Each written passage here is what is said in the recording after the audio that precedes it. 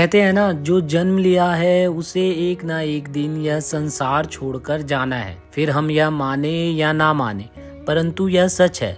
देश के मशहूर फनकार तबला वादक उस्ताद जाकिर हुसैन साहब, जिन्होंने अपने तबले की धुन पर पूरी दुनिया को थिरकाया था, आज वह हमारे बीच नहीं रहे। पूरे देश के लिए बड़े दुख की बात है। सन 1951 9 मार्च को जन्मे जाकिर हुसैन 15 दिसंबर 2024 को हम सबको अलविदा कह दिए। पद्मश्री, पद्म भूषण और पद्म विभूषण जाकिर हुसैन ने अमेरिका के सैन फ्रांसिस्को में सोमवार सुबह अंतिम सांस ली। 73 वर्षीय उस्ताद जाकिर को रक्तचाप की समस्या के चलते अमेरिका के अस्पताल के आईसीयू में भर्ती कराया गया था। तकरीबन 62 साल तक तबले के साथ जुगलबंदी निभाने वाले जाकिर हुसैन से जुड़े कुछ ऐसे रहस्य, कुछ ऐसी यादें हम आपको बताएंगे जिनके बारे में शायद ही आप जानते होंगे। जाकिर हुसैन को बचपन में क्रिकेट खेलने का शौक था। एक इंटरव्यू में उन्होंने बताया था कि वो बचपन में क्रिकेटर बनना चाहते थे। वहीं उनके अब्बा उस्ताद अल्लाह रखा कुरैशी साहब हमेशा से चाहते थे कि वो तबला वादक बने, पर वो बेटे को क्रिकेट खेलने से मना नहीं करते थे। हालांकि एक बार क्रिकेट खेलने के दौरान जाकिर की उंगली टूट गई। इसके बाद अब्बा ने उन्हें क्रिकेट खेलने से सख्त मना कर दिया। जाकिर हुसैन ने एक इंटरव्यू में फिल्म मुगले आजम से जुड़ा किस्सा सुनाया था। उन्होंने कहा था, मेरे पिता और मशहूर फिल्म निर्देशक के आसिफ बहुत अच्छे दोस्त थे। बचपन में पिता के मित्र शौकत मुझे फिल्म मुगले आजम के सेट पर ले गए थे। मोन स्टूडियो में शीश महल लगा हुआ था और प्यार किया तो डरना क्या गाने की शूटिंग चल रही थी। सेट पर शौकत ने मेरी मुलाकात एक्टर दिलीप कुमार साहब से करवाई। उन्होंने मेरे सिर पर हाथ रखा और फिर डायरेक्टर के आसिफ को देखकर बोले, ठीक है।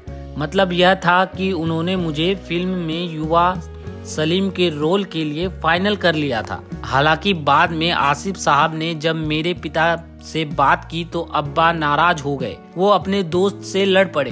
उन्होंने कहा कि जाकिर को तबला बजाना है, हमें इसे एक्टर वगैरह नहीं बनाना। तो वहीं से मेरी फिल्म बनने से पहले ही एंडिंग हो गई। हालांकि आगे जाकर हुसैन साहब ने hit and dust, the perfect murder, साज, मंटो और मंकी मैन समेत कई फिल्मों में काम किया। अपनी पहली परफॉर्मेंस का किस्सा शेयर जाकिर हुसैन साहब ने एक इंटरव्यू में सुनाया था। उन्होंने कहा था, मैं बचपन में पिताजी के साथ मशहूर सरोद वादक उस्ताद अली अकबर खान साहब के कार्यक्रम में गया था। हम वो कार्यक्रम देखने गए थे, पर पिताजी ने मुझे स्टेज पर बिठा दिया। तब मैं मात्र 12 साल का था और मैंने उस्ताद के साथ 20 मिनट तबला बजाया। तब उन्होंने मुझे जो 100 रुपए दिए थे उन्हें मैंने संभाल कर रख लिया।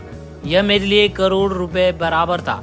खास बात यह थी कि 7 साल की उम्र में मेरी पहली संगत भी उस्ताद अली अकबर खान साहब के साथ हुई थी। जाकिर हुसैन ने एक कार्यक्रम में खुद से जुड़ा मजेदार किस्सा सुनाया था। उन्होंने कहा था, एक बार मैं सैन फ्रांसिस्को में था, इनॉग्रेशन के लिए गया था। वहां पर मेरा नाम सुनकर और मेरा लुक देखकर मुझे साइड कर दिया गया था।